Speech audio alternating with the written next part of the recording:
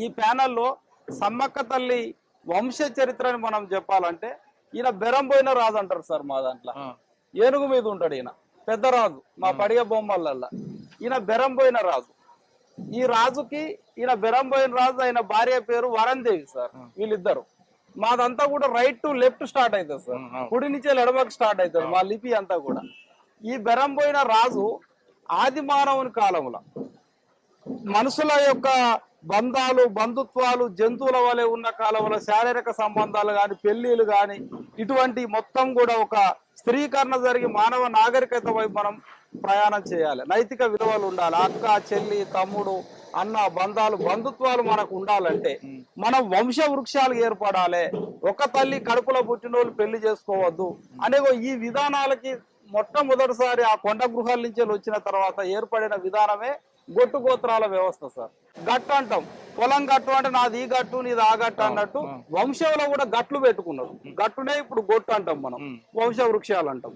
అట్లా చేసేటప్పుడు సార్ ఇక్కడ ఈయనకి 6 బిడ్డలు ఉంటారు సార్. మరి ఎక్కడో ఒక్కడ మొదలు కావాలి వంశాలు అనుకున్నప్పుడు, ఏదో ఒక నియమం ఉండాలనుకున్నప్పుడు ఈయన పెద్ద ఫిలాసఫర్ సార్. ఈయన అంటే అక్కడ వచ్చిన ఆదిమ సమాజంలో తెలివికల వ్యక్తి ఈయన.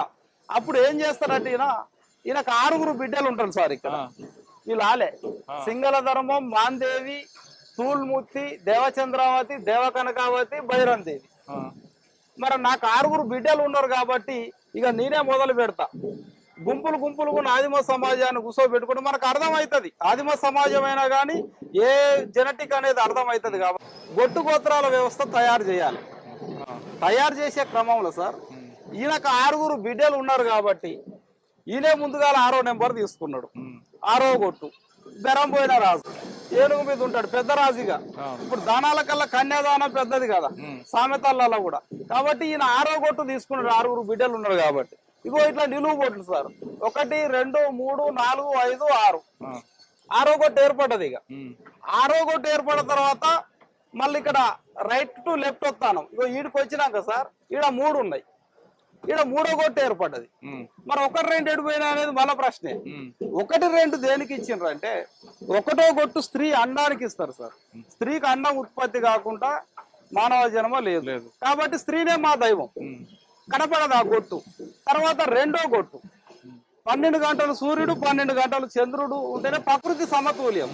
కాబట్టి ప్రకృతి దైవంగా 2వ గొట్టుని ఏర్పాటు చేసింది సార్.